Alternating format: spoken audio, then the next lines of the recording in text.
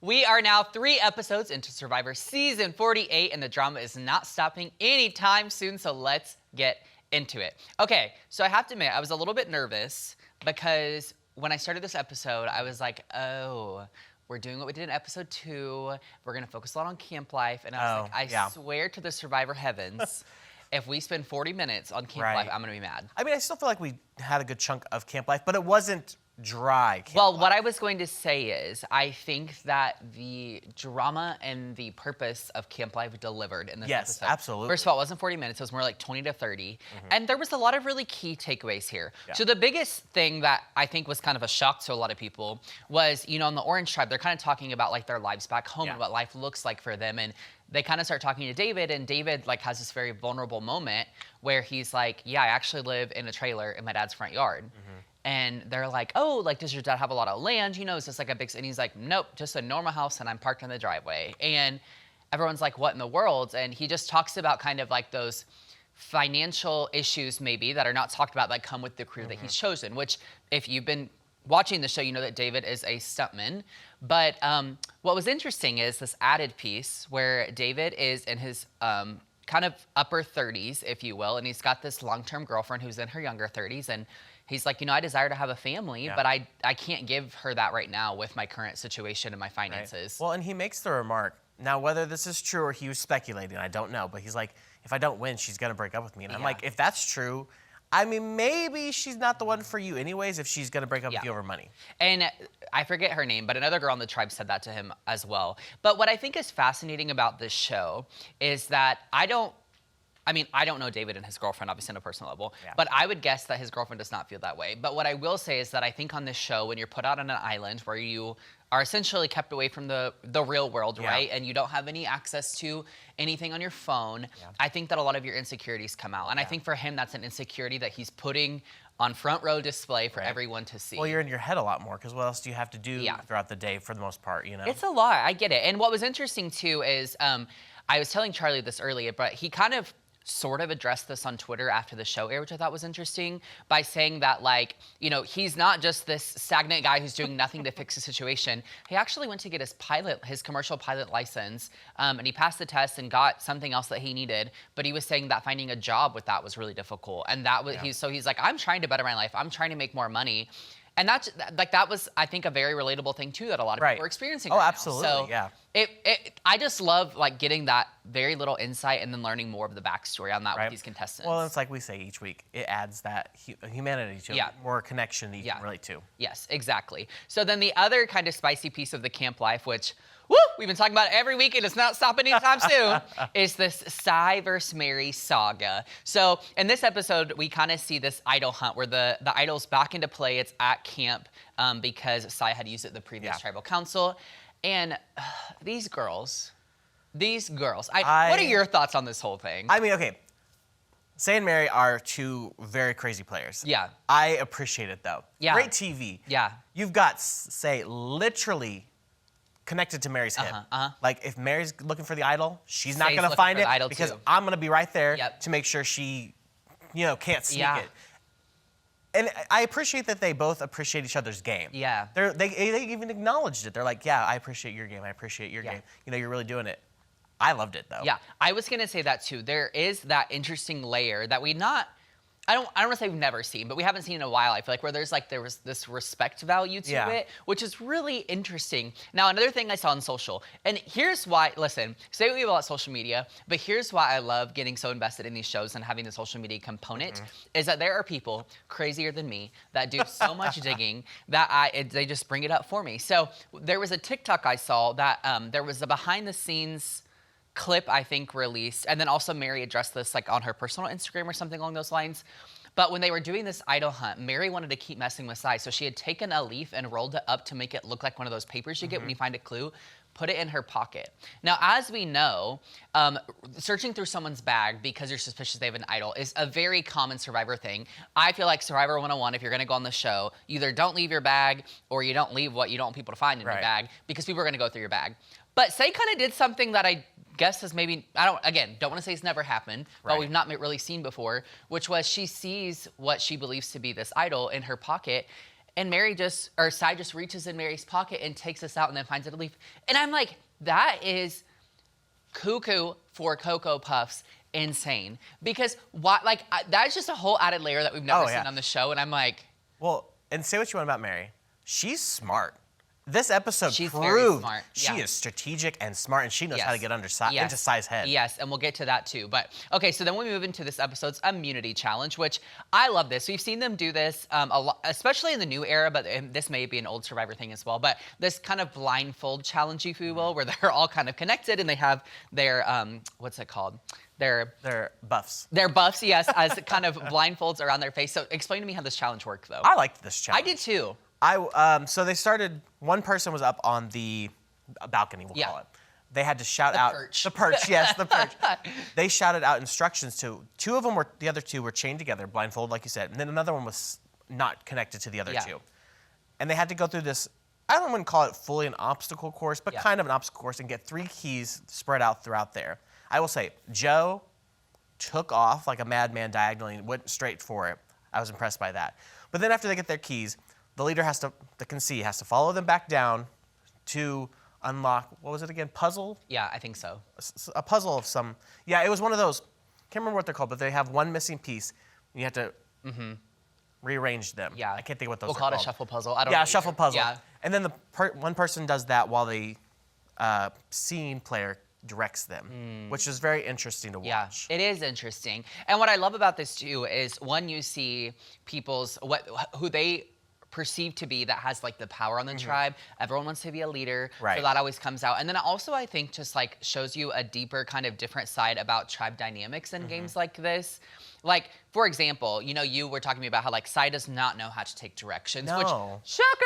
Well, she thinks she's running the thing. Well, and also they're like, say, go left. And she's like, oh, I am going left when she's going right or even straight. And it's like, I mean, granted you're blindfolded and your directions are disoriented, but she doesn't listen. She's a very independent person. Yeah, that's putting it gently. So, yes. Okay, and then tell me what else happens. Who ends up winning and how does it play out? Surprise, surprise, Loggy, the purple team, it remains undefeated. Yes. And they had a good lead, I will say. But Vulu, the green team, our tribe, that's... The Hot Mess Express. Hot Mess Express, yes. They were very far behind for the most part, but they had a pretty good comeback. They did. It was kind of a nail-biter. It was very close. I thought maybe they weren't going to go to tribal, but in the end, they did end up losing by a hair for the most part. But I think for them, it comes down to instruction and listening. Yeah. They didn't have that flow very well. No, I agree. Well, and what I love about this is that it's actually wild to see that we have yet another tribe who is like struggling pre-merge. On a season. At the same time, I'm like, you can't help but like as a lifelong, not lifelong, but a very committed viewer, I would define myself. You can't help but love the fact that you're like, wow, okay, so now Sai and Mary are gonna go back to tribal and what's gonna happen now? Right. Like that's what runs through my mind. Yeah. So I'm excited to see how that plays out. Okay, so then we have another journey on this episode. So on this one, this is gonna work out where instead of the boats coming to their tribes and they have to decide instead at the end of the challenge, the winning tribe sends someone from their tribe and then picks from 2 others. So it was Bianca, Camilla, and Justin that go. And then basically this one, explain how it worked and then I'll get into what happens. It was kind of like, they compared it to Yahtzee. Yeah. So you had, I think it was 7 die. Okay.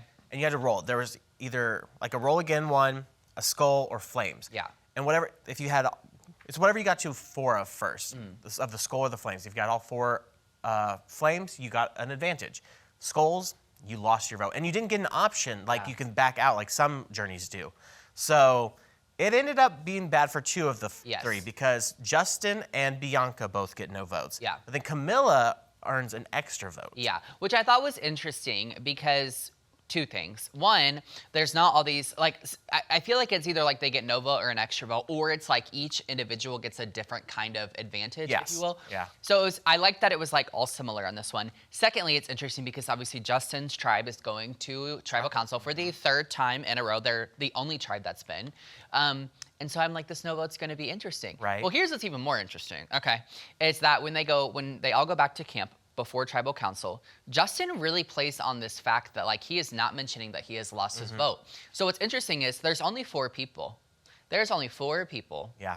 And we already know, can Mary vote or no? No. Yeah, Mary can vote. Oh, she can vote. She can vote as of right now at this point in time. Yes.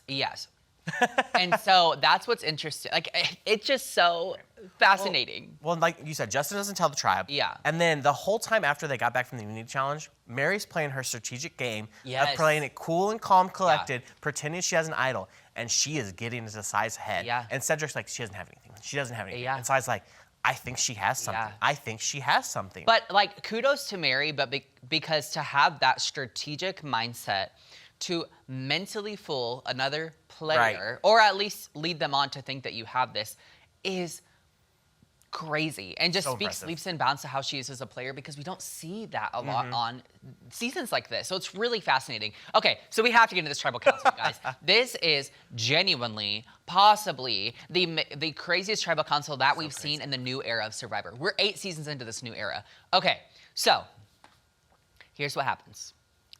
Tribal council, whatever, they all fight, blah, blah, blah, blah. So then they go to vote. Once the votes are done, as normal, Jeff's like, does anyone have an advantage or an idol they want to play? Mary's like, bing. I thought she was pretending still, in all honesty. Me too. But she says, bing. I was shot in the dark. Now, I think I should have looked this up before we did this, but I'm pretty sure in the history of the new era, because that's when the shot in the dark has been an advantage, and it's been here all new era long, I think only maybe 1 or 2 people have been safe from this. Mary's the second one. Because if you remember the first one, I can't remember what season or the person, it was a unanimous vote on him. He was safe, and they all had to re-vote. Yes, and so Mary is now the, I guess, second person to be safe. Jeff opens it, it's like safe. And I, like, literally, I thought I was gonna jump off my couch because one, I was kind of excited because I'm really, really starting to like Mary. Yeah. And secondly, I'm like, so what's gonna happen now? Is Say gonna go? Are one of the boys going to go? Right. What's going to happen? Well, what they also find out when the votes come out, right, is there are 2 votes on Mary. Oh, okay, well, what happens is Mary then loses her Mary can't vote because she used it. Justin doesn't have a vote, the tribe doesn't know that. So, Say and Cedric's votes are read out loud, and they're both for Mary. And they were both surprised when there was not a 3rd vote read, too. Yes, so it doesn't count. And so they're like, well, okay. So then they re-vote. They do a re-vote, okay, which was insane. Right. 1 was for Justin, 1 was for Say. Now, what's crazy is now they realize, oh my gosh, someone doesn't have a vote here. So they vote again. They vote again. They vote again. Well, and yet before that, too, Jeff reveals that Justin doesn't have a vote. Yes. And because he can't vote, Say gets to vote now instead, because normally they wouldn't. Right. She wouldn't get to yes, vote. That's true. Yes. So they vote again. It's a tie again. Crazy. So then here's what happens. Jeff's like, well, Cedric, technically, after all these leaps and bounds and crazy things that he was explaining, which I will say the Survivor fan base has a lot of issues with. A lot of people think that there was a lot of rules bended and there was ways around this. And I will also say, before I move on, this is why having an advantage-heavy Survivor game doesn't always work, because you end up in a situation like this. But it ends up where essentially, out of the 4 of them, Cedric now has the sole decision on who gets to go. But the crazy thing is, Mary still can't go. Mary's safe regardless. Yeah. So now it's between Say and Justin. Okay, so here is what's crazy, is Cedric has voted Say twice now in this tribal council, okay? Justin and Cedric are very close. That's been made very clear.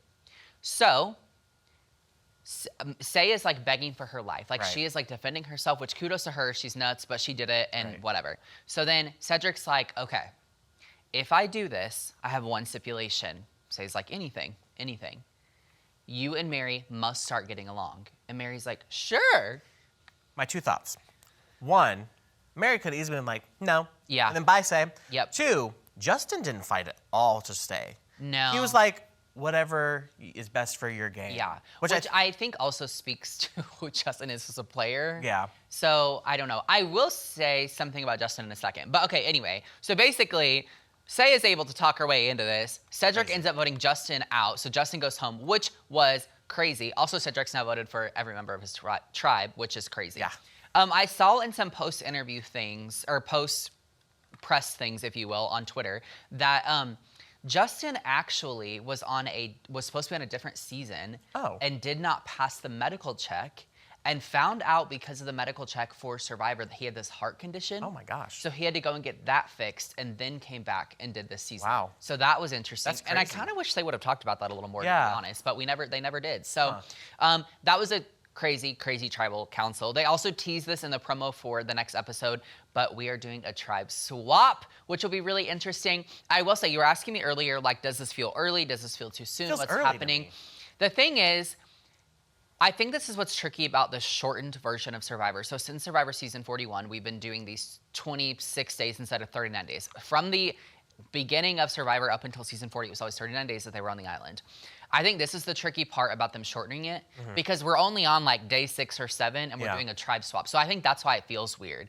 After 3 tribal councils, that is not weird. Right. They have not followed that pattern every season of the new era, but they have done that before. And in the old versions of Survivor pre-41, they did this all the time. Really? See, my thought was this in the planning pre-season? Yeah. Or were their hands kind of forced because Green went down to 3 people, and they're like, okay, we need to switch up the tribes now because of that. Because it feels like these last few seasons, we've had those chaotic teams that tribal one after another, and then they get down to the 3, and they're like, okay, tribe swap or merge is here, and it just feels early every time to me. I think, so the reason I don't think it's a all of a sudden decision is because in season 41, the same thing happened with their tribe, and I think they got down to like 2 people.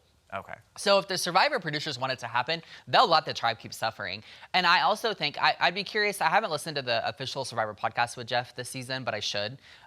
Because in the past, he has addressed, I feel like, along those lines of like, a lot of decisions are not made in the moment. Like everything is planned out, even if it doesn't seem like it is because of how the season's going. So I'd be curious to hear the podcast for this episode. Yeah, me too. I know. I'll have to go listen to that. So anyway, that is all for this episode of Survivor Season 48, episode 3. Do not miss episode 4 Wednesday on CBS.